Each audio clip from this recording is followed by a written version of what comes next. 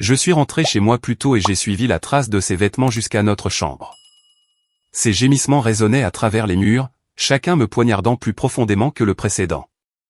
Je n'ai pas interrompu. Je suis juste resté là, silencieuse, les laissant terminer parce que la véritable conclusion m'appartient. La piste commençait à ma porte d'entrée et se terminait à mon mariage. Des chaussures en cuir italien pour homme, pointure 46, négligemment jetées sur le côté. Un blazer bleu marine drapé sur la rampe d'escalier comme un drapeau de reddition. Une chemise blanche à boutons torsadés sur la 3e marche. J'ai suivi chaque pièce à conviction en montant mon propre escalier. La célébration de l'accord Morrison, oubliée alors que je grimpais vers les bruits provenant de notre chambre. La voix d'Emma traversait les murs, haletante et désespérée, appelant le nom de David d'une manière que je n'avais pas entendue depuis des années. J'ai atteint la porte de notre chambre et je me suis figé, la main planant au-dessus de la poignée tandis que la passion explosait à quelques centimètres de là. Ces gémissements résonnaient dans toute la maison, chaque son s'enfonçant plus profondément dans ma poitrine. Mais je n'ai pas fait irruption par cette porte. Au lieu de cela, j'ai reculé doucement et je les ai laissés finir, parce que la véritable conclusion de cette histoire m'appartenait. Ma mallette a glissé de mon épaule, atterrissant avec un bruit sourd sur le tapis du couloir. À l'intérieur, des bouteilles de champagne attendaient pour célébrer l'acquisition de Morrison qui venait de faire de moi la plus jeune associée principale de l'histoire de Blackstone & Associates. Un bonus à 7 chiffres se trouvait sur mon compte, assez pour financer le voyage d'anniversaire surprise en Toscane que j'avais secrètement réservé ce matin même. Le courriel de confirmation était encore ouvert sur mon téléphone, la réservation de la villa brillant sur l'écran tandis que la voix de ma sœur atteignait son paroxysme derrière la porte de notre chambre. Avant de continuer, je tiens à vous remercier de vous joindre à moi pour partager ces histoires qui comptent. Si vous croyez que la justice et la loyauté ont encore de l'importance lorsque la trahison frappe au plus près, veuillez envisager de vous abonner. C'est gratuit et cela nous aide à toucher plus de femmes qui ont besoin d'entendre ceci. Maintenant, voyons comment cela se déroule. J'ai reculé dans le couloir à pas de loup, la mémoire musculaire me guidant le long des photos de famille qui ornaient nos murs. David et moi à notre remise de diplôme de la faculté de droit. Emma en tant que ma demoiselle d'honneur, radieuse en soie rose. Nous trois au dernier Noël, les bras enlacés comme si nous n'allions jamais nous lâcher. Chaque visage souriant semblait maintenant être la preuve d'une tromperie élaborée que j'avais été trop confiante pour voir. La salle de bain des invités est devenue mon sanctuaire. J'ai verrouillé la porte et je me suis assise sur le meuble lavabo en marbre, le téléphone tremblant dans mes mains alors que j'ouvrais l'application d'enregistrement vocal. Les bruits de l'étage traversaient clairement les murs fins de notre vieille maison victorienne. Les chuchotements haletants d'Emma, les gémissements profonds de David, le grincement rythmé du cadre de notre lit, le même cadre que nous avions choisi ensemble pour notre 3e anniversaire. 2 minutes et 37 secondes. C'est le temps que j'ai enregistré avant que le silence ne s'installe à l'étage. 2 minutes et 37 secondes de preuves documentées qui allaient tout changer. Mon reflet me fixait depuis le miroir du meuble lavabo. Rebecca Stone, requin du droit des sociétés, la femme qui venait de conclure la fusion la plus complexe de Chicago cette année. Mon tailleur anthracite était encore parfaitement repassé, mon rouge à lèvres intact, pas un cheveu de travers. Je ressemblais exactement à l'avocate à succès qui avait quitté le bureau 1 heure plus tôt, portée par un triomphe professionnel. Mais derrière mes yeux se cachait quelque chose de plus froid, de plus calculateur que la femme que j'avais été ce matin-là. Le plancher grinça au-dessus de ma tête alors qu'il se déplaçait dans notre chambre. Des voix douces parvinrent jusqu'à moi, trop basses pour distinguer les mots, mais intimes dans leur ton. J'ai vérifié l'heure sur mon téléphone, 15h42. David n'était pas censé être à la maison avant 19h. Ses présentations du mardi chez Henderson Industries se terminaient toujours tard. Du moins, c'est ce qu'il me disait depuis 6 mois. 6 mois. La chronologie s'est cristallisée dans mon esprit avec une précision mathématique. L'intérêt soudain d'Emma pour les cours de fitness près du bureau de David. Sa nouvelle garde-robe de lingerie coûteuse qu'elle m'avait montrée lors de nos virées shopping. L'emploi du temps de David, de plus en plus chargé de voyages et de soirées tardives. La distance qui s'était insinuée dans nos conversations. La façon dont il avait commencé à vérifier son téléphone constamment pendant le dîner. Toutes les pièces que j'avais écartées comme une évolution normale du mariage formaient soudainement un schéma clair. Il planifiait cela depuis des mois, se rencontrant dans des hôtels, s'envoyant des textos pendant les dîners de famille, riant de blagues privées pendant que j'étais assise à côté d'eux, sans me douter de rien. La fenêtre de la salle de bain des invités donnait sur notre jardin, où David avait passé le week-end dernier à construire une pergola pour la terrasse du nouvel appartement d'Emma. « J'aide juste ma belle-sœur », avait-il dit, transpirant sous la chaleur d'octobre pendant que je leur apportais des boissons fraîches. Ils avaient travaillé côte à côte pendant des heures, leurs mains s'effleurant en se passant les outils, partageant des sourires qui prenaient maintenant une signification entièrement différente. Mon téléphone a vibré avec un texto de mon assistante. Félicitations pour Morrison. Les associés veulent vous emmener dîner à Albernardin.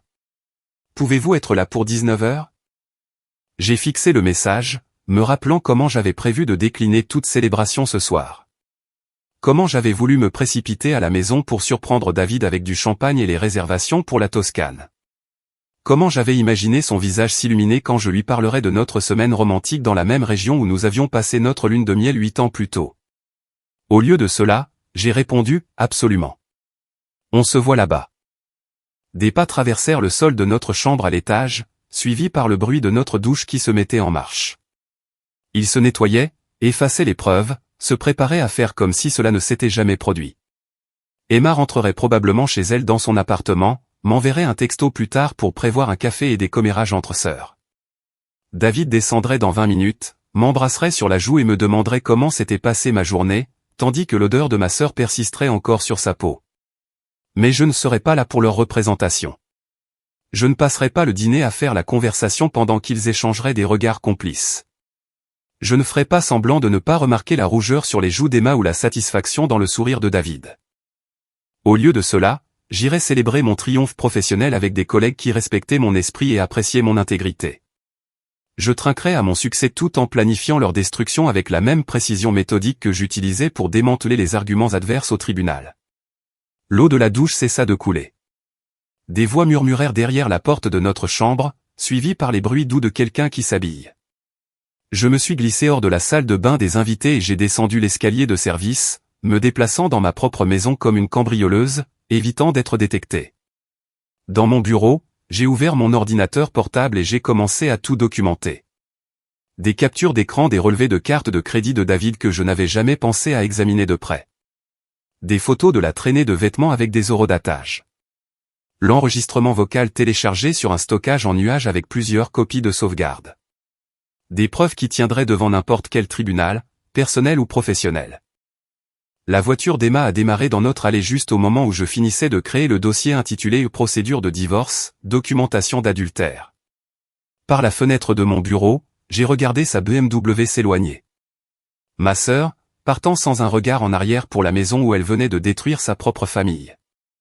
Les pas de David résonnèrent dans la cuisine, suivis par le bruit de la cafetière qu'il mettait en marche. Des bruits normaux d'un après-midi normal, comme si la dernière heure n'avait été qu'un mardi ordinaire dans notre mariage ordinaire. Mais il n'y avait rien d'ordinaire dans ce qui allait suivre. Car pendant qu'ils étaient à l'étage en train d'écrire la fin de nos relations, j'étais en bas en train de planifier le début de leurs conséquences. La véritable conclusion de cette histoire m'appartenait, et j'allais m'assurer que ce soit une fin qu'ils n'oublieraient jamais. La cafetière gargouillait dans la cuisine pendant que j'ouvrais l'ordinateur portable de David dans mon bureau.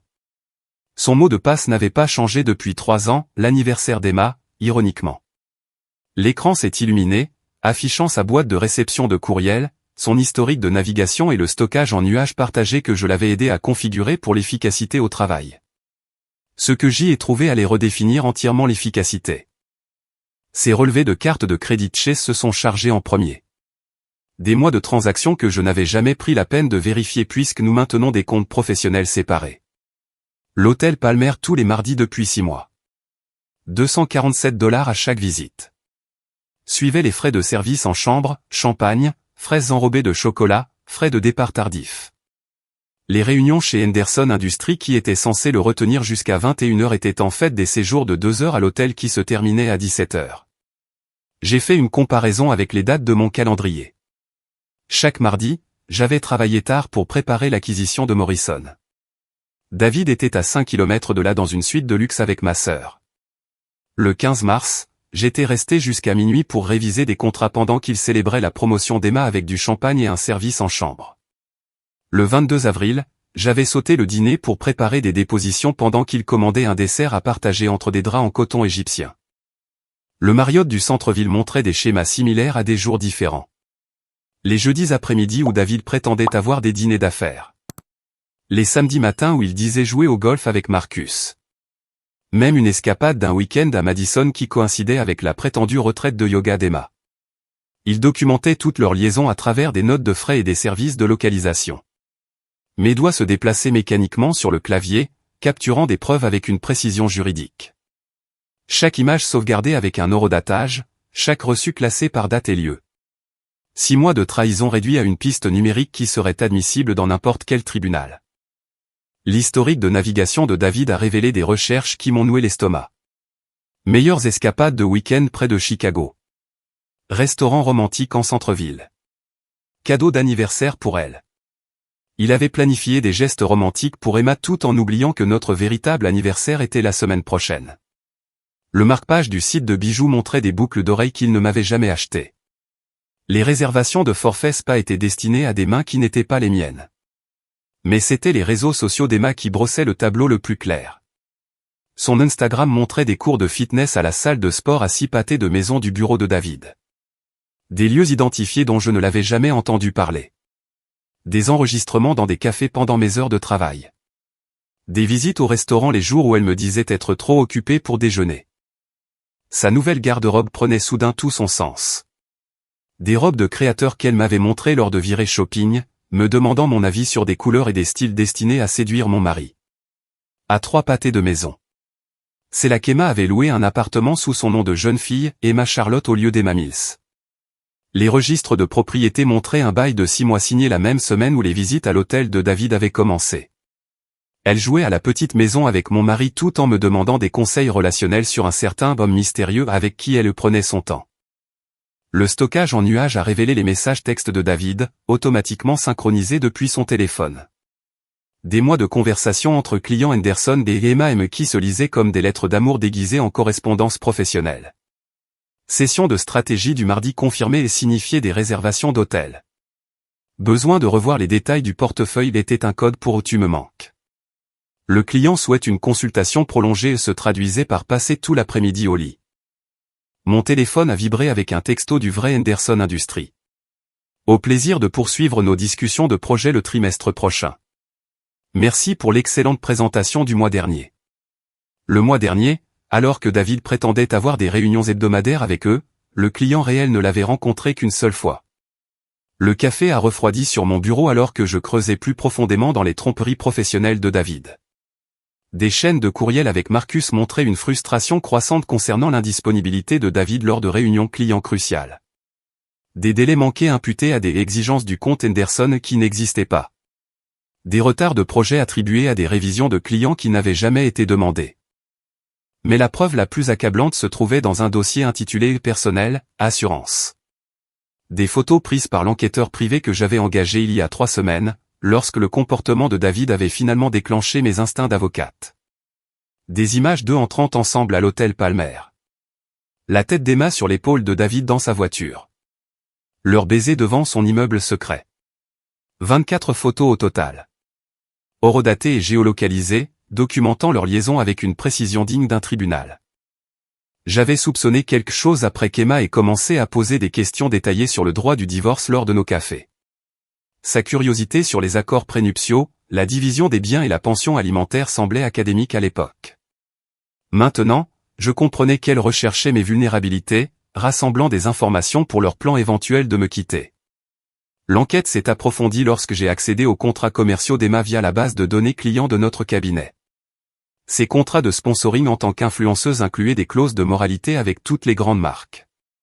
L'entreprise de bien-être qui sponsorisait son contenu fitness, la marque de style de vie qui mettait en avant son image familiale, la ligne de soins de la peau qui la présentait comme la figure de la sœur de confiance, toutes contenaient un langage de protection de la réputation que sa liaison violerait.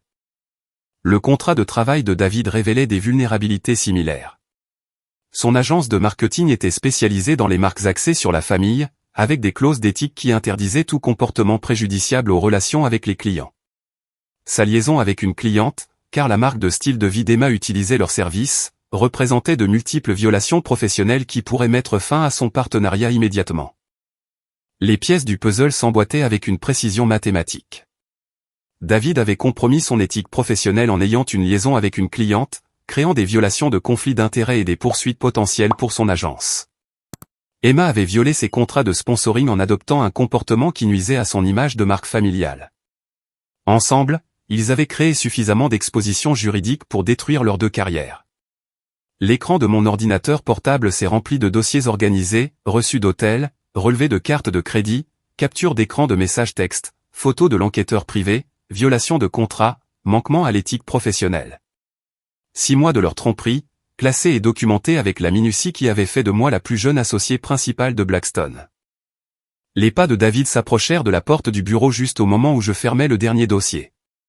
Sa tasse de café cliqueta contre le cadre de la porte alors qu'il regardait à l'intérieur, sa chemise parfaitement repassée, ses cheveux encore humides de la douche qu'il avait partagée avec Emma 20 minutes plus tôt. « Salut, chérie, je ne m'attendais pas à ce que tu rentres si tôt, » dit-il, sa voix portant le ton désinvolte d'un homme qui croyait ses secrets bien gardés. J'ai réduit les fenêtres du navigateur et j'ai souri à mon mari, le même sourire que j'utilisais avec la partie adverse juste avant de livrer des contre-interrogatoires dévastateurs.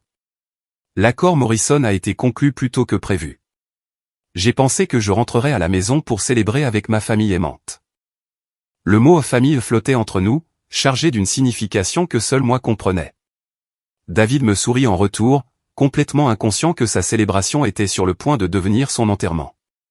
Car pendant qu'il était à l'étage en train de compromettre son mariage, j'étais en bas en train de monter le dossier qui mettrait fin à tout ce qu'il avait travaillé à construire.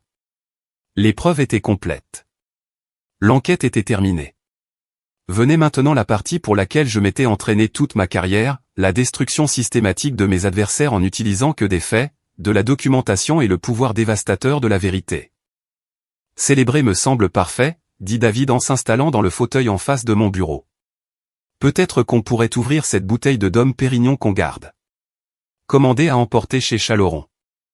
Je continuais à taper sur mon ordinateur portable, mes doigts se déplaçant sur des touches qui ouvraient des fichiers qu'il ne pouvait pas voir de son angle. En fait, je pense qu'on devrait attendre Emma. Elle voudra aussi entendre parler de l'accord Morrison. Sa tasse de café s'arrêta à mi-chemin de ses lèvres. Emma? Pourquoi s'intéresserait-elle à tes affaires de travail? Oh, je pense que ma sœur s'intéresse à beaucoup de choses qui se passent dans cette maison.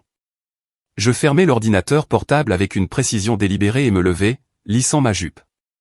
En fait, je suis sûr qu'elle descendra d'une minute à l'autre.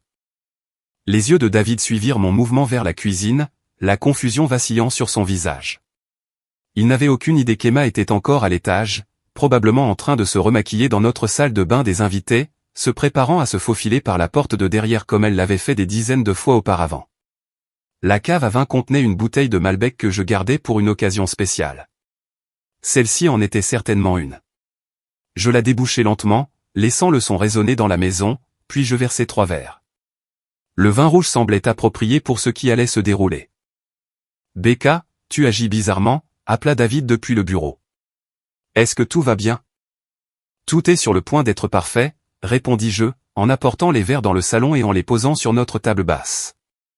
3 verres, disposés en un triangle comme la relation toxique qu'ils représentaient. Des pas grincèrent sur le plancher de l'étage. Emma, essayant de se déplacer discrètement dans notre chambre.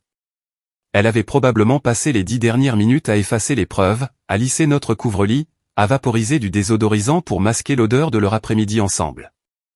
Mais elle ne pouvait pas effacer la trace numérique que j'avais déjà documentée. David apparut à l'entrée du salon, attiré par la mise en scène du vin. 3 verres. On attend quelqu'un. On attend l'honnêteté, dis-je, en m'installant dans mon fauteuil préféré avec une vue dégagée sur la porte d'entrée et l'escalier. Quelque chose que cette maison n'a pas vu depuis 6 mois. La couleur quitta son visage comme l'eau d'un verre brisé. Il ouvrit la bouche pour répondre juste au moment où les pas d'Emma atteignaient l'escalier principal. Elle essayait de se faufiler, mais les marches en bois de notre vieille maison victorienne trahissaient chacun de ses mouvements. Emma, appelai-je doucement. Pourrais-tu nous rejoindre dans le salon? J'ai une merveilleuse nouvelle à partager. Les pas s'arrêtèrent complètement. Le silence s'étira entre les 3 étages de notre maison comme un nœud coulant qui se resserrait. Puis, lentement, délibérément, les talons d'Emma claquèrent sur les marches restantes. Elle apparut à notre porte, portant la chemise blanche à boutons de David par-dessus son jean, la chemise flottant sur elle, visiblement masculine. Ses cheveux étaient peignés avec les doigts mais encore humides, son rouge à lèvres disparu, ses joues rougies par la culpabilité et la passion récente. Quand elle me vit assise calmement avec 3 verres de vin, son visage devint blanc. « Rebecca » murmura-t-elle, mon nom tombant de ses lèvres comme une confession. « Bonjour, ma sœur. » Je racontais justement à David ma journée incroyable. L'acquisition de Morrison a été conclue plus tôt et j'ai décidé de rentrer à la maison pour surprendre ma famille aimante. Je fis un geste vers les sièges vides. « S'il vous plaît, asseyez-vous tous les deux. Nous avons tellement de choses à nous dire. » Les yeux d'Emma se dirigèrent vers la porte d'entrée, puis vers David, puis vers moi. Elle calculait des voies d'évasion qui n'existaient pas, comprenant enfin que ce n'était pas une découverte. C'était un procès, et j'étais la procureure. David retrouva sa voix le premier, bien qu'elle soit tendue. « Becca, on peut tout expliquer. Ce n'est pas ce que tu crois, vraiment. » Je pris mon téléphone et ouvris l'enregistrement vocal d'il y a 1 heure. Le son d'Emma gémissant le nom de David emplit notre salon, cristallin et absolument accablant. Je le laissai jouer pendant exactement 10 secondes avant d'appuyer sur stop. Parce que ça ressemble exactement à ce que c'est. Emma s'affaissa sur notre canapé comme si ses jambes ne pouvaient plus la supporter. David resta debout, les poings serrés, son assurance de salle de réunion s'effritant en une gestion de crise désespérée. « Depuis combien de temps tu nous enregistres ?» demanda-t-il. « Assez longtemps. » Mais en réalité, David, je n'avais pas besoin d'enregistrement. Je sortis mon ordinateur portable et l'ouvris pour afficher les reçus d'hôtel. L'hôtel Palmer tous les mardis depuis 6 mois. Le Marriott du centre-ville pour thé et dîner d'affaires du jeudi. L'appartement qu'Emma a loué à 3 pâtés de maison sous son nom de jeune fille. Dois-je continuer? Emma émit un son comme de l'air s'échappant d'un ballon. Rebecca, je n'ai jamais voulu que cela arrive. C'est juste que... Nous ne l'avions pas prévu. Vous ne l'aviez pas prévu? Je ris, le son sec et sans humour. Emma, tu as loué un appartement en février. David a commencé à réserver des chambres d'hôtel en mars. Vous planifiez ça depuis 6 mois tout en me demandant des conseils relationnels sur ton nouvel homme mystérieux. David s'avança, essayant de reprendre le contrôle. Écoute, notre mariage bat de l'aile depuis des mois. Tu travailles tout le temps. On ne se parle presque plus. Emma était juste quelqu'un avec qui je pouvais me connecter. Te connecter? Je me levai lentement, mon verre de vin à la main. C'est comme ça que tu appelles le fait de compromettre ton éthique professionnelle en ayant une liaison avec une cliente? Parce que la marque de style de vie d'Emma utilise les services de ton agence, n'est-ce pas, David? Son visage devint gris. Il avait oublié les implications professionnelles, le conflit d'intérêts qui pourrait détruire son partenariat. Et Emma, je me tournai vers ma sœur, qui pleurait maintenant ouvertement. Comment comptes-tu expliquer cela à tes sponsors du bien-être? Les marques familiales qui te paient pour représenter des valeurs saines. J'ai des photos de vous deux vous embrassant devant ton appartement secret. Très familial. Les larmes d'Emma se transformèrent en sanglots. S'il te plaît, Rebecca. Je sais que j'ai tout gâché, mais on peut arranger ça. Je suis ta sœur. Tu étais ma sœur. Au passé. Je me dirigeai vers mon ordinateur portable et tournai l'écran vers eux. Les papiers du divorce sont déjà rédigés. David, tu as 48 heures pour récupérer tes affaires et trouver un autre endroit où vivre. L'accord prénuptial que nous avons signé est blindé. L'adultère annule toute prétention sur mes biens. Les mains de David tremblaient maintenant, son charme habituel complètement inutile. Becca, s'il te plaît, ne fais pas ça. On peut aller en thérapie. Régler les choses. Emma, tu es renvoyée de la campagne marketing de notre agence avec effet immédiat. J'informerai tes sponsors de tes violations de la clause de moralité dès demain matin. Je fermai l'ordinateur portable avec finalité. Vos deux carrières sont sur le point de devenir très intéressantes. Emma me regarda avec des joues striées de mascara. Tu détruis nos vies pour une erreur. Je ne détruis rien. C'est vous deux qui avez fait ça quand vous avez décidé d'avoir une liaison dans ma maison, dans mon lit, tout en me mentant en face pendant 6 mois. Je posai mon verre de vin et me dirigeai vers la porte. Je ne fais que documenter les conséquences. David fit une dernière tentative désespérée. Où vas-tu? On doit en parler. Je pris mes clés de voiture personnelle, me sentant plus légère que je ne l'avais été depuis des mois. Je vais célébrer l'accord Morrison avec des collègues qui respectent l'intégrité. Vous deux, vous pouvez trouver la sortie. Souviens-toi juste, 48 heures, David. Après ça, les serrures changent.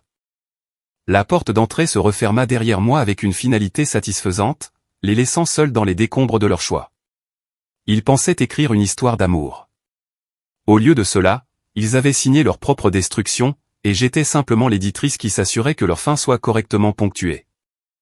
Le moteur de ma BMW ronronna alors que je sortais de l'allée, laissant David et Emma digérer les décombres de leur plaisir d'un après-midi. Mais ce n'était que le premier acte. Une véritable destruction exigeait de la précision, du timing et le genre de relation professionnelle que j'avais passé 15 ans à cultiver. Mon premier appel fut pour Marcus Richardson, l'associé de David et le cerveau derrière le succès de leur agence de marketing. Marcus répondit à la deuxième sonnerie, sa voix portant le stress de quelqu'un gérant une crise. Rebecca, c'est inattendu. Est-ce que David est disponible? Il a manqué notre présentation chez Henderson Industries cet après-midi. C'est exactement pour ça que j'appelle, Marcus. David ne s'occupe plus du compte Henderson. En fait, il ne s'occupe plus d'aucun compte. Je me suis garé dans le parking de Le Bernardin, où mon dîner de célébration m'attendait. Vérifie tes courriels dans les 5 prochaines minutes. Tu comprendras tout. J'ai envoyé le dossier complet en marchant vers le restaurant, photo de l'enquêteur privé, reçu d'hôtel, capture d'écran de messages textes, documentation de l'utilisation par David des réunions clients comme couverture pour sa liaison. Les preuves étaient accablantes et exhaustives. Marcus a rappelé avant que j'atteigne le stand de l'hôtesse. Mon Dieu, Rebecca, depuis combien de temps ça dure? Sa voix portait un mélange de choc et de soulagement. Je me méfiais depuis des mois. David était indisponible lors de réunions clients cruciales, manquait des délais, prétendant que Henderson exigeait plus de temps qu'aucun compte ne le justifiait. 6 mois de fraude documentée, Marcus. Il a facturé des heures de travail pour des séjours à l'hôtel, utilisé les ressources de l'entreprise pour faciliter sa liaison, créant une responsabilité potentielle pour votre agence. J'ai accepté le menu de notre serveur tout en gardant une voix professionnelle. La marque de style de vie d'Emma est officiellement votre cliente aussi, ce qui signifie que David a violé les protocoles de conflit d'intérêts en plus de la décence humaine la plus élémentaire. L'accord de partenariat a des clauses d'éthique pour exactement cette situation, a dit Marcus, et je pouvais entendre des papiers bruire en arrière-plan. Réunion d'urgence des associés ce soir. David suspendu immédiatement en attendant une enquête complète. Sage décision. Je recommanderais également de revoir toutes ces facturations clients des 6 derniers mois. Vous trouverez des divergences intéressantes entre le travail réellement effectué et les heures facturées. J'ai commandé le menu avec accord mets et vin, célébrant pendant que Marcus gérait les dégâts. Les gens de Henderson Industries seront très intéressés d'apprendre qu'ils ont payé pour les escapades romantiques de David. La conversation s'est terminée avec Marcus me remerciant pour les preuves et promettant une action rapide. Un de moins. La destruction d'Emma nécessitait une approche différente. Ses revenus provenaient de contrats de sponsoring basés sur une gestion d'images soigneusement élaborée. Les sponsors payaient des tarifs élevés pour sa marque saine et familiale qui promouvait le bien-être, l'intégrité et des conseils de vie fiables. Mon deuxième appel fut pour Jennifer Walsh, directrice marketing chez Serenity Wellness Company, le plus gros sponsor d'Emma. Jennifer et moi avions travaillé ensemble sur plusieurs acquisitions d'entreprises, et elle faisait entièrement confiance à mon jugement. Rebecca, quelle agréable surprise. Appelez-vous au sujet du renouvellement du contrat d'Emma? Nous avons été ravis de ces taux d'engagement. En fait, Jennifer, j'appelle au sujet des violations de la clause de moralité d'Emma. Vous voudrez programmer une réunion d'urgence du conseil d'administration. Je lui ai envoyé le dossier de preuve pendant que notre serveur versait le vin. Emma a eu une liaison avec un homme marié, le mari de sa sœur pour être précise. J'ai des photos, de la documentation et des preuves enregistrées. Le silence à l'autre bout du fil de Jennifer a duré assez longtemps pour que je prenne 3 gorgées de vin. Oh mon Dieu, Rebecca, c'est dévastateur. Toute la fondation de la marque Serenity repose sur les valeurs familiales et les relations authentiques. Nous ne pouvons pas être associés à ce genre de scandale. Je comprends tout à fait. Je suis en fait la sœur d'Emma, donc c'est personnellement douloureux mais professionnellement nécessaire. Son contrat contient des clauses claires de protection de la réputation que cette liaison viole. J'ai gardé une voix sympathique tout en portant le coup de grâce. J'ai pensé que vous méritiez de savoir avant que cela ne devienne public. La réponse de Jennifer fut rapide et brutale. Réunion d'urgence du conseil d'administration prévue pour demain matin. Suspension du contrat d'Emma en attendant l'enquête. Retrait immédiat de son contenu de toutes les plateformes de Serenity. L'effet domino que j'avais prédit a commencé à se produire exactement comme prévu. Le troisième appel visait les sponsors secondaires d'Emma. La ligne de soins de la peau qui la présentait dans leur campagne Sœur de confiance. La marque de fitness qui promouvait ses routines d'entraînement. L'entreprise de mode durable qui utilisait son image familiale. Chaque conversation suivait le même schéma, silence choqué, remerciements reconnaissants pour l'avertissement, mesures immédiates de contrôle des dommages. Au moment où nos entrées sont arrivées, Emma avait perdu environ 60% de son revenu annuel. La destruction professionnelle de David nécessitait un timing plus délicat. Son agence devait découvrir ses violations éthiques par les canaux appropriés pour éviter des poursuites pour licenciement abusif. Mais l'appel de Marcus est arrivé juste à temps. Rebecca, la réunion d'urgence des associés vient de se terminer. David est licencié avec effet immédiat ce soir. Nous examinons toutes ses facturations clients et pourrions engager des poursuites judiciaires pour facturation frauduleuse. Marcus semblait épuisé. Son accès aux comptes de l'entreprise, aux listes de clients et aux informations confidentielles a été révoqué. La sécurité est en train de récupérer ses effets personnels en ce moment même. Et qu'en est-il de la situation avec Henderson Industries? Nous les rencontrons demain matin pour expliquer la tromperie de David et offrir un audit complet de la facturation. Ils sont naturellement préoccupés d'avoir payé pour des services qui n'ont jamais été rendus. Des papiers bruissèrent à nouveau. Il y a aussi la question de la participation de David dans l'agence. Les accords de partenariat incluent des clauses de déchéance pour les violations éthiques. La base financière de David s'effondrait en temps réel. Pas de travail, pas de participation de partenariat, pas de référence professionnelle, et une action en justice potentielle pour fraude. L'homme qui avait bâti son identité sur le succès en marketing serait inemployable dans sa propre industrie. Mais la dernière pièce nécessitait une gestion médiatique soignée. Les publications professionnelles du marketing de Chicago se nourrissaient des scandales de l'industrie, mais je devais contrôler le récit pour protéger ma propre réputation tout en détruisant la leur. Mon appel à Sarah Mitchell de Marketing Weekly était parfaitement synchronisé.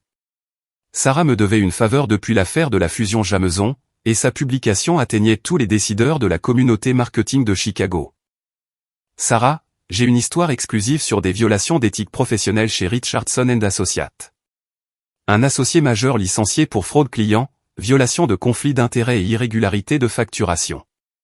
Je lui ai donné suffisamment de détails pour écrire une histoire convaincante sans mentionner les aspects personnels.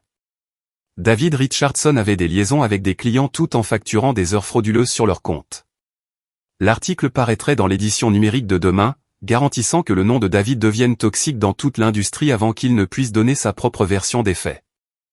La destruction d'Emma a touché les publications professionnelles différemment. Les blogs de marketing d'influence ont repris l'histoire des violations de la clause de moralité et des résiliations de contrats de sponsoring. Sa réputation professionnelle serait détruite sans que je n'ai jamais à mentionner notre relation familiale. Mon téléphone a vibré de messages textes alors que la nouvelle se répandait dans les réseaux professionnels. Des collègues exprimant leur choc face au licenciement de David. Des directeurs marketing me remerciant pour l'avertissement concernant le scandale d'Emma. Des contacts de l'industrie prenant leur distance avec mon ancien mari et ma sœur. Le vin s'accordait parfaitement avec ma satisfaction.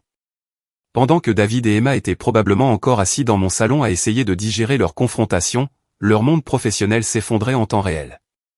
Appels téléphoniques, courriels, réunions d'urgence, résiliation de contrats, escorte de sécurité hors des immeubles de bureaux. Ils avaient pensé que leur liaison d'un après-midi était une affaire privée entre adultes consentants. Au lieu de cela, c'était devenu une étude de cas sur la façon dont les choix personnels créent des conséquences professionnelles. Leur réputation ne se remettrait jamais de ce genre d'exposition à l'échelle de l'industrie. La vraie beauté résidait dans la précision systématique de tout cela. Pas d'explosions émotionnelles, pas de scènes dramatiques, juste une destruction méthodique utilisant les mêmes réseaux professionnels sur lesquels ils avaient bâti leur carrière. Leur vie professionnelle était terminée. Venait maintenant la partie intéressante, les regarder essayer de survivre aux conséquences financières et sociales de leur choix. Mon dîner de célébration s'est terminé par un dessert plus doux que n'importe quel chef ne pourrait préparer, des messages textes documentant l'implosion financière qui se produisait en temps réel. Le premier est venu de Marcus à 21h47. Ces mots portaient le poids de l'inévitabilité corporative. Rebecca, le rachat du partenariat a été calculé. Les violations d'éthique déclenchent la clause de valorisation la plus basse. David obtient 47 000 $ pour 7 ans de participation. La participation au bénéfice est éliminée rétroactivement. Le portefeuille de clients sera redistribué demain. Désolé pour le désordre qu'il a créé. 47 000 $. David avait investi toute sa vie d'adulte à construire ce partenariat, apportant son travail, de grands comptes, travaillant 80 heures par semaine pour gagner sa part dans l'agence. Sa liaison avait réduit 7 ans de construction professionnelle à moins que le salaire annuel de la plupart des gens. Les clauses de pénalité financière étaient particulièrement brutales. Richardson & Associates avaient rédigé leurs accords de partenariat avec une protection blindée contre exactement ce genre de violation éthique. La faute professionnelle entraînait la déchéance des bonus de participation aux bénéfices, des commissions résiduelles sur les clients et de la croissance future des parts. David ne perdrait pas seulement son emploi, il perdrait tous les avantages financiers qu'il avait gagnés au cours des 3 dernières années. Mon téléphone a de nouveau vibré avec une notification du compte Instagram d'Emma. Son nombre d'abonnés chutait en temps réel, de 127 000 à 123 000 dans l'heure qui a suivi la propagation de la nouvelle dans les réseaux de l'industrie. Chaque abonné perdu représentait une valeur diminuée pour les sponsors qui payaient des tarifs élevés pour ces statistiques d'engagement. Mais la vraie dévastation résidait dans les contrats qui étaient résiliés simultanément. Serenity Wellness avait agi le plus rapidement, publiant une déclaration sur le fait de se séparer des ambassadeurs de marque dont la conduite personnelle entre en conflit avec nos valeurs familiales. L'effet domino s'est propagé dans son portefeuille de sponsors comme une traînée de poudre dans l'herbe sèche. Filife Athletic a résilié sa campagne de fitness, retirant ses vidéos d'entraînement de leur plateforme et exigeant le remboursement des paiements de produits non encore sortis. La marque de mode durable a annulé le lancement de sa prochaine collection, ce qui représentait 6 mois de travail et une part importante de son revenu annuel. Même la chaîne de café local a mis fin à son sponsoring routine matinale, ne voulant pas associer son image de famille communautaire à un scandale d'adultère. J'ai consulté les projections financières d'Emma dans les dossiers clients de notre cabinet. Ses sources de revenus étaient diverses et substantielles, 180 000 $ par an provenant des sponsors principaux, 75 000 $ des partenariats secondaires, 45 000 $ des frais d'apparition et des conférences. Tout cela était bâti sur l'image soigneusement cultivée d'une expertise de style de vie digne de confiance, que sa liaison avait démolie en un après-midi. Les implications immobilières ont suivi. Le bail de l'appartement de luxe d'Emma était à son seul nom. Mais le loyer mensuel de 4 200 $ n'était gérable qu'avec ses revenus de sponsoring. Sans ces contrats, elle ferait face à une expulsion dans les 2 mois. L'appartement qu'elle avait loué comme un nid d'amour deviendrait un fardeau financier qu'elle ne pourrait pas se permettre. La situation de David était encore plus précaire.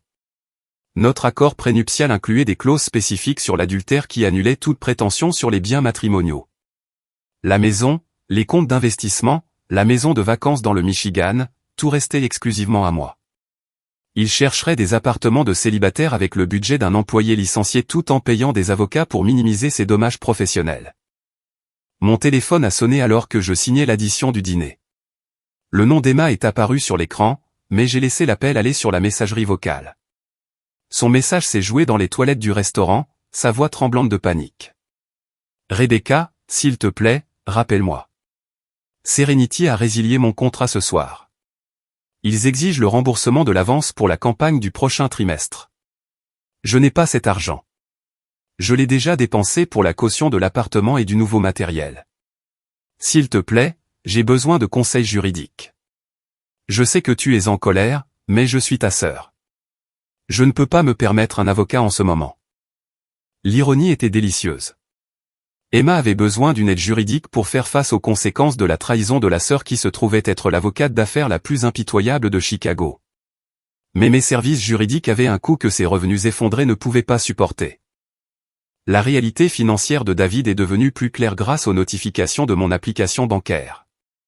Notre compte chèque joint montrait ses tentatives désespérées d'accéder à des fonds qui n'étaient plus disponibles pour lui, des frais refusés dans un hôtel de long séjour, une demande de ligne de crédit commercial rejetée, des transferts échoués depuis des comptes qui nécessitaient les 2 signatures pour un retrait. L'accord prénuptial avait été mon idée il y a 8 ans, malgré les protestations romantiques de David sur le fait de faire confiance à l'amour plutôt qu'à la protection juridique. Maintenant, ce même document était sa condamnation à mort financière, protégeant chaque bien que j'avais apporté dans notre mariage et gagné pendant celui-ci. À minuit, mon téléphone bourdonnait de mise à jour de diverses institutions financières. Les demandes de crédit d'Emma étaient rejetées en raison d'une instabilité soudaine des revenus. Les tentatives de David d'obtenir des prêts d'urgence étaient refusées en raison de la cessation d'emploi et des préoccupations relatives à sa réputation professionnelle. Tous deux découvraient que les institutions financières agissent rapidement lorsque le scandale menace la capacité de remboursement. Les frais juridiques seraient écrasantes. David avait besoin d'une représentation en droit du travail pour son litige de licenciement, sa défense contre les violations d'éthique et les accusations potentielles de fraude liées aux irrégularités de facturation. Emma nécessitait une expertise en droit des contrats pour de multiples notifications de rupture, ainsi qu'une gestion de sa réputation pour sa crise de relations publiques. Les avocats de premier plan facturent de 5 cents à 8 cents de l'heure pour ce genre de gestion de crise.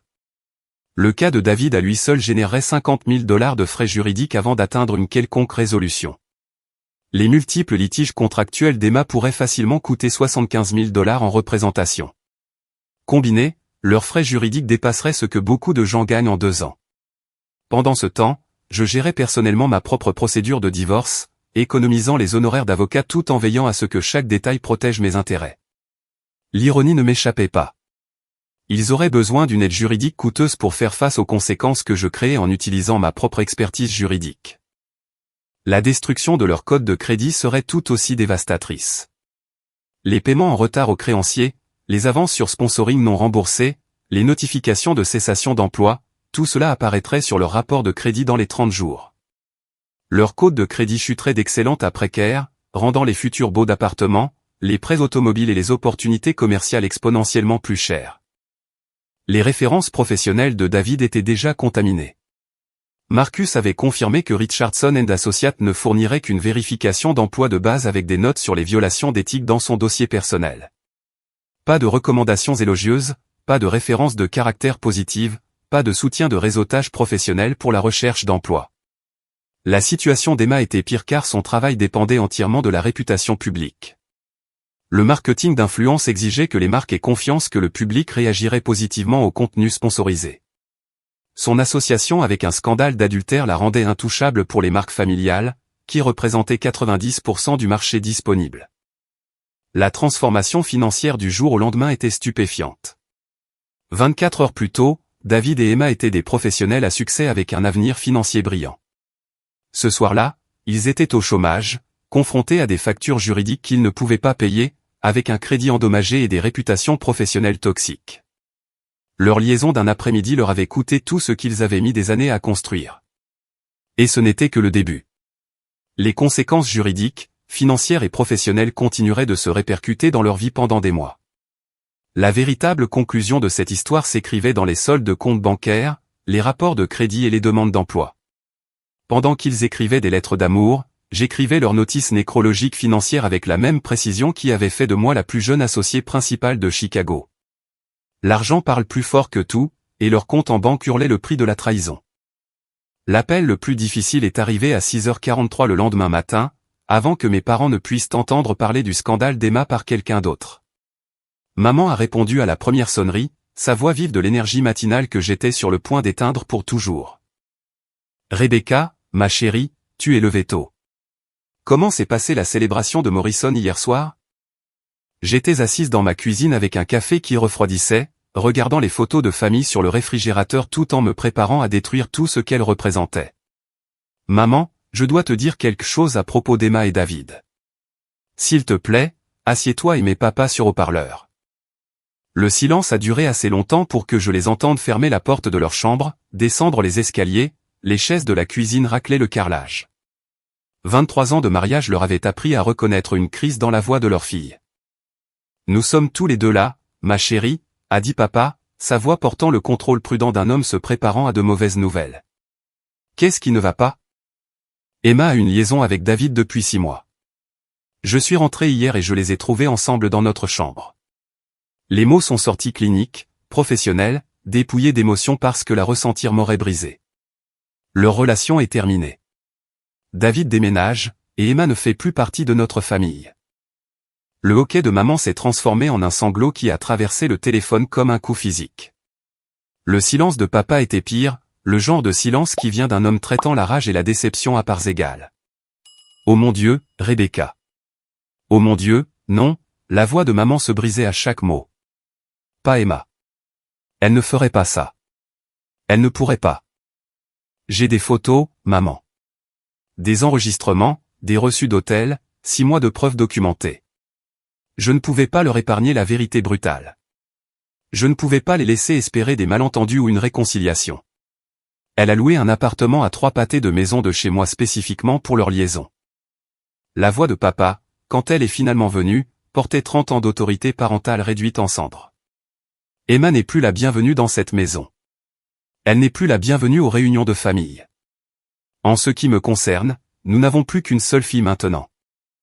La finalité de son ton m'a surprise. Papa avait toujours été le champion d'Emma, le parent qui défendait ses choix impulsifs et son parcours professionnel créatif. Mais l'adultère avec le mari de sa sœur franchissait toutes les limites morales qu'il tenait pour sacrées. Et pour Noël, a murmuré maman, et je pouvais l'imaginer regardant leur maison décorée, calculant déjà quelle tradition mourrait avec le bannissement d'Emma. Thanksgiving, son anniversaire. De nouvelles traditions, ai-je dit fermement. Des traditions qui n'incluent pas les gens qui détruisent des familles pour le plaisir. La conversation s'est terminée avec des promesses de rappeler plus tard, après qu'ils aient digéré la dévastation. Mais je savais que la dynamique de notre famille avait changé de façon permanente. 4 personnes étaient devenues 3 du jour au lendemain, et le vide laissé par Emma serait trop douloureux pour être ignoré. Mon téléphone a vibré avec un texto de la fille de 16 ans d'Emma, Madison. Tante Rebecca, pourquoi tous les contrats de maman sont-ils annulés? Les enfants à l'école disent des choses sur elle en ligne. Qu'est-ce qui se passe? Madison et son frère de 14 ans, Tyler, avaient construit leurs propres petites audiences sur les réseaux sociaux en se basant sur la marque de style de vie de leur mère. Des universités avaient approché Madison pour des programmes de marketing sur les réseaux sociaux, impressionnés par ses compétences en création de contenu authentique.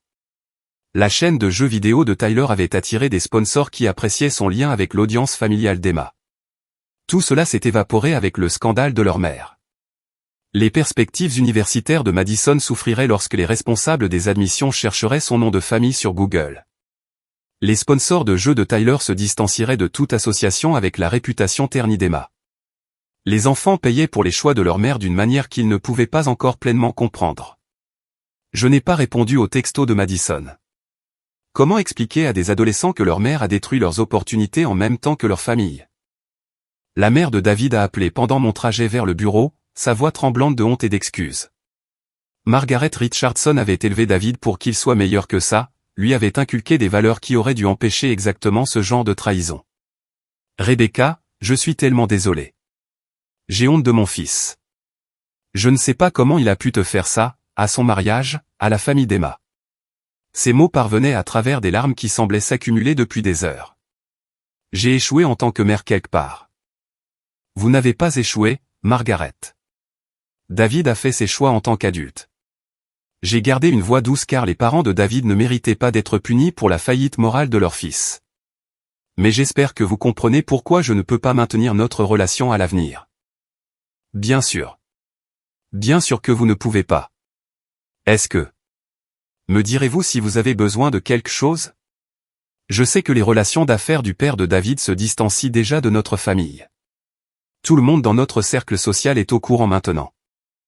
La réputation de la famille Richardson était un dommage collatéral dans la destruction professionnelle de David. Les partenaires de golf de son père annulaient déjà leur partie du jeudi. Les postes de sa mère au conseil d'administration de Charité devenaient gênants alors que d'autres membres chuchotaient sur le scandale de son fils. David avait contaminé le statut social de toute sa famille avec sa liaison. Le coup personnel est devenu plus clair alors que des amis communs commençaient à choisir leur camp.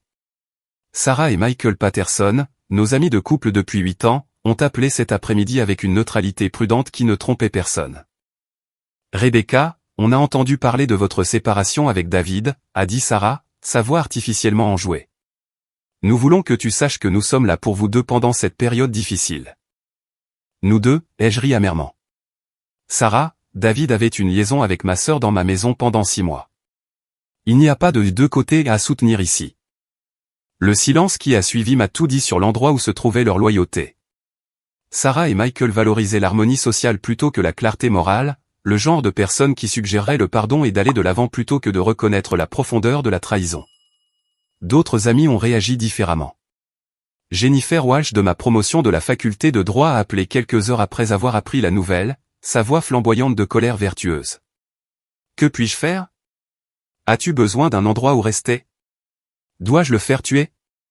Je connais des gens. » Sa loyauté féroce m'a rappelé pourquoi les vraies amitiés survivent aux crises alors que les superficielles s'effondrent. Emma peut aller droit en enfer et David peut conduire le bus. L'audit des amis était brutal mais clarifiant. Les couples qui privilégiaient la préservation du mariage à la justice ont progressivement cessé de m'inviter à des rassemblements qui incluaient David. Les amis qui comprenaient la trahison se sont ralliés avec des offres de soutien, des chambres d'amis et des services d'assassinat de caractère. Les traditions des fêtes seraient les victimes les plus difficiles. Thanksgiving chez mes parents avait toujours été une perfection chaotique, les histoires dramatiques d'Emma, les blagues terribles de David, la cuisine trop abondante de maman, les commentaires de papa sur le football. Les échanges de cadeaux le matin de Noël, les célébrations d'anniversaire, les barbecues d'été, chaque tradition familiale portait désormais le fantôme de relations qui n'existaient plus. J'ai passé cette soirée seule dans notre maison, marchant dans des pièces que David n'occuperait plus jamais, regardant des photos de famille qu'il faudrait ranger. La chambre d'amis où Emma dormait pendant les vacances, la cuisine où elle m'avait aidé à préparer d'innombrables repas, la terrasse arrière où David avait fait des grillades pendant que nous planifions des avenirs qui n'avaient plus d'importance. Le chagrin était inattendu dans son intensité. J'avais perdu plus qu'un mariage et une sœur. J'avais perdu toute une infrastructure de relations, de traditions et d'histoires partagées. La vie que j'avais construite en 8 ans était démolie, non pas par mes choix, mais par les leurs. Mon téléphone s'est allumé avec le 20e appel d'Emma de la journée. Je l'ai laissé aller sur la messagerie vocale comme tous les autres, ces messages de plus en plus désespérés formant une bande-son à la destruction familiale qu'elle avait orchestrée. « Rebecca, s'il te plaît. Maman ne prend pas mes appels. Papa m'a raccroché au nez. Je sais que j'ai tout gâché, mais je suis toujours ta sœur. On peut arranger ça. S'il te plaît, ne laisse pas une erreur détruire notre famille. » Une erreur. 6 mois de tromperie calculée réduits à une simple erreur de jugement. L'illusion était presque admirable dans sa complétude. Les liens familiaux n'étaient pas seulement rompus. Ils étaient incinérés. Et des cendres, je construirais quelque chose de nouveau, quelque chose d'honnête, quelque chose qui ne pourrait pas être détruit par des gens qui confondent le plaisir temporaire avec les conséquences permanentes. 3 mois plus tard, j'ai découvert que la vengeance a meilleur goût lorsqu'elle est servie avec le café du matin et les notifications de LinkedIn. Les mises à jour du profil de David étaient devenues mon plaisir coupable. Chaque étape de sa carrière était un pas de plus vers le bas de l'échelle qu'il avait autrefois gravi avec tant de confiance. David Richardson recherche de nouvelles opportunités en marketing numérique est apparu sur mon fil d'actualité comme une prière de désespéré. Son titre précédent de partenaire principal, Richardson & Associates, avait été discrètement modifié en professionnel du marketing avec une vaste expérience. L'entreprise qu'il avait cofondée n'existait plus dans son historique professionnel, effacée comme si leur partenariat de 8 ans n'avait jamais eu lieu. Ses candidatures étaient rejetées plus vite que Marcus ne pouvait recommander des candidats alternatifs pour occuper son ancien poste. Je le savais parce que la communauté du marketing de Chicago était étonnamment petite, et la nouvelle se propageait dans les réseaux professionnels comme une traînée de poudre dans des forêts frappées par la sécheresse. Rebecca, je voulais que tu saches que David a passé un entretien chez Sterling Marketing hier, m'avait appelé Jennifer Walsh pour me le rapporter. Il demande 60% de son salaire précédent et ils l'ont quand même refusé. Sa réputation est toxique. Personne ne veut embaucher quelqu'un qui fraude ses clients pour des affaires personnelles. Les messages sur LinkedIn devinrent de plus en plus désespérés au fil des semaines et des mois. David avait commencé à contacter de lointaines relations universitaires, d'anciens clients, n'importe qui avec un budget marketing et de mauvaises procédures de vérification des antécédents. Ces messages se lisaient comme des lettres de motivation soigneusement rédigées, expliquant son licenciement de Richardson & Associates comme la poursuite de nouveaux défis et la recherche d'opportunités de croissance. Mais la communauté des affaires de Chicago avait la mémoire longue et d'excellents réseaux de communication. L'histoire de sa fraude alimentée par une liaison était devenue un exemple édifiant, partagée dans les salles de conseil comme un exemple de la façon dont une faute personnelle détruit une carrière professionnelle. La tentative de retour d'Emma était encore plus divertissante. Sa nouvelle biographie Instagram disait « Vie authentique, maman célibataire, discussion franche sur la vraie vie ». Un pivot complet par rapport à sa précédente marque de valeurs familiales. La section des commentaires sur ses publications de rebranding offrait un meilleur divertissement que la télévision payante. Authentique ? Tu veux dire comme coucher authentiquement avec le mari de ta sœur, apparaissait sous chaque publication, aimé par des centaines d'abonnés qui étaient restés juste pour assister à son humiliation publique continue. Sa tentative de se reconvertir en autonomisation de la maternité célibataire a échoué lorsque les amis de Madison à l'université ont découvert les détails de la liaison et les ont partagés sur les plateformes de médias sociaux. La fille adolescente d'Emma était maintenant connue sur le campus comme la fille dont la mère a détruit sa famille pour du contenu Instagram.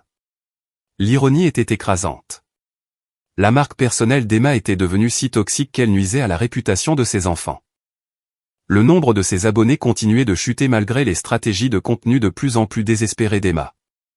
Les citations de motivation sur le fait de se relever de l'adversité et d'apprendre de ses erreurs généraient des files de commentaires remplis de preuves de sa trahison, captures d'écran des registres d'hôtels, photos de l'enquêteur privé, enregistrements vocaux. Internet n'oublie jamais. Et le public d'Emma avait la mémoire longue. Ces tentatives de collaboration avec de plus petites marques duraient exactement un cycle commercial avant que les entreprises ne découvrent le fardeau de sa réputation. La société de compléments alimentaires qui avait initialement accueilli son récit de lutte authentique a annulé son contrat après que les plaintes des clients aient inondé leurs réseaux sociaux. L'éditeur de livres de développement personnel qui avait manifesté de l'intérêt pour son histoire de retour a retiré son offre lorsque les groupes de discussion ont réagi négativement à la reconnaissance de son nom. Mais le développement le plus fascinant fut de voir leur relation imploser sous la pression du monde réel. La liaison passionnée qui avait justifié la destruction de deux familles se fissurait sous le stress financier et l'examen public. Mon enquêteur privé, oui, je l'avais gardé sous contrat, fournissait des rapports mensuels qui se lisaient comme des autopsies de relations. David et Emma avaient emménagé ensemble après leurs expulsions respectives, partageant un appartement exigu dans un quartier qui représentait une dégradation significative de leur style de vie. Sujets observés en pleine dispute animée devant l'immeuble, lisez un rapport. Femme entendue crier à propos des perspectives d'emploi. Homme répondant avec des accusations sur la dépendance aux médias sociaux. La posture physique suggérait une tension relationnelle. La romance de conte de fées se transformait en une cohabitation banale entre deux individus au chômage, publiquement déshonorés, essayant de reconstruire leur carrière à partir de rien. L'excitation des rencontres secrètes à l'hôtel avait été remplacée par des disputes sur l'argent du loyer et les échecs aux entretiens d'embauche. Les tentatives de David de fuir géographiquement l'ont mené à Milwaukee, où une petite agence de marketing lui a offert un poste subalterne avec un salaire de débutant. L'homme qui avait autrefois commandé des distributions de partenariats à 6 chiffres passait maintenant des appels à froid à des entreprises locales depuis un bureau partagé, constituant des listes de clients à partir de 0 à l'âge de 38 ans. Emma a suivi un chemin similaire jusqu'à Minneapolis, où la reconnaissance de son nom était minime et son scandale n'avait pas pénétré les cercles d'influenceurs locaux. Elle avait recommencé avec 3000 abonnés et des contrats de sponsoring valant des centaines plutôt que des milliers de dollars. Son appartement de luxe avait été remplacé par un studio au-dessus d'un café. Sa garde-robe de créateur a été vendue pour couvrir les frais de déménagement. Les solutions géographiques ne résolvaient pas leurs problèmes de caractère fondamentaux. Le nouvel employeur de David à Milwaukee a découvert ses violations éthiques lors de leur vérification d'antécédents standards, ce qui a entraîné un autre licenciement et une autre entrée sur sa liste croissante d'échecs professionnels. Les tentatives de marketing d'Emma à Minneapolis ont été sapées lorsque des influenceurs basés à Chicago ont partagé son histoire avec leurs contacts de l'industrie. La solitude de leur nouvelle réalité est devenue apparente à travers le silence des médias sociaux. Les publications Facebook de David, autrefois remplies d'événements de réseautage et de célébrations avec les clients, s'étaient réduites à néant. Les stories Instagram d'Emma montraient des repas solitaires et des week-ends vides. La vie sociale vibrante qu'elle documentait autrefois a été remplacée par un exil isolé. Les anciens amis et collègues maintenaient une distance prudente pour protéger leur propre réputation. Les invitations à dîner ont cessé d'arriver. Les listes d'invités des fêtes de fin d'année n'incluaient plus leur nom. Les événements de réseautage professionnel sont devenus des champs de mines où leur présence pouvait contaminer la réputation des autres participants. Je recevais des mises à jour par des connaissances communes qui prenaient un plaisir coupable à partager leur chute continue. Sarah Patterson, malgré sa position neutre initiale, n'a pas pu résister à l'envie de rapporter les tentatives infructueuses d'Emma de reconstruire son cercle social. Elle s'est présentée à la fête d'anniversaire de Jennifer sans y être invitée, a chuchoté Sarah lors d'une rencontre fortuite chez Starbucks. Tout le monde s'est tu quand elle est entrée. Le silence était brutal. Elle est partie au bout de 10 minutes. L'isolement professionnel de David était encore plus complet. Marcus l'avait mis sur liste noire des événements de l'industrie, avertissant les autres chefs d'entreprise de ses violations éthiques et de son historique de fraude. La communauté du marketing qui s'était autrefois disputée son expertise évitait maintenant activement toute association avec sa réputation ternie. Leur relation, dépouillée de son secret excitant et de sa passion interdite, se détériorait en blâme mutuel et en ressentiment. Les mêmes personnes qui avaient tout risqué pour des moments volés dans des chambres d'hôtel étaient maintenant piégées ensemble dans les conséquences de leur choix, se regardant échouer à reconstruire les vies qu'elles avaient détruites. Le frisson avait disparu, remplacé par la réalité écrasante du chômage, de l'exil social et des conséquences permanentes du plaisir temporaire. Leur histoire d'amour était devenue un récit édifiant, et ils vivaient la fin malheureuse en temps réel. De ma distance confortable, je regardais leur monde continuer de brûler, fasciné par la façon dont ils avaient complètement sous-estimé le coût à long terme de leur indulgence à court terme. La vraie fin était toujours en train de s'écrire, une candidature refusée et une amitié perdue à la fois. La terrasse de la Villa Rose Marina surplombait des collines ondoyantes qui s'étendaient vers l'infini, peintes d'or par le coucher de soleil toscan que j'étais censé partager avec David il y a exactement un an. Au lieu de cela, j'étais assise seule avec un verre de Brunello, célébrant l'anniversaire le plus libérateur de ma vie. La réservation que j'avais faite avec un espoir naïf était devenue ma déclaration d'indépendance, un voyage en solitaire qui prouvait que le bonheur ne nécessitait pas leur participation. La routine matinale était devenue ma méditation, café à l'aube sur la terrasse en pierre de la villa, regardant la brume se lever des vignobles tout en lisant les courriels de clients qui respectaient mon intégrité. Le silence était différent de la solitude à laquelle je m'attendais. C'était paisible, intentionnel, choisi plutôt qu'imposé par la trahison. Mon téléphone a vibré avec une notification de Blackstone & Associates. Promotion de partenariat confirmée. Associée directrice principale à compter du 1er janvier. Félicitations, Rebecca. La promotion que j'avais gagnée grâce à la gestion de crise plutôt qu'en dépit d'elle. Mes collègues, reconnaissant que quelqu'un qui pouvait gérer une dévastation personnelle avec une telle précision professionnelle était exactement la personne qu'ils voulaient pour diriger leur cabinet. L'ironie était belle dans sa complétude. La liaison de David et Emma avait involontairement propulsé ma carrière vers des sommets que je n'aurais peut-être jamais atteints autrement. Les clients demandaient spécifiquement l'avocate qui avait systématiquement démantelé la réputation professionnelle de son mari tout en maintenant son propre dossier impeccable.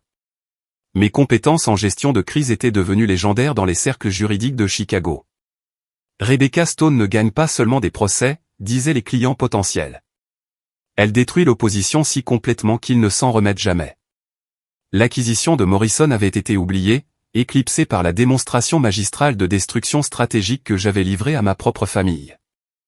De nouvelles demandes commerciales arrivaient quotidiennement de la part de dirigeants confrontés à leur propre trahison, souhaitant être représentés par quelqu'un qui comprenait que la guerre juridique nécessitait à la fois des compétences professionnelles et une volonté de faire personnel. Mon taux de facturation avait augmenté de 40% depuis le divorce, et mon calendrier était complet 6 mois à l'avance.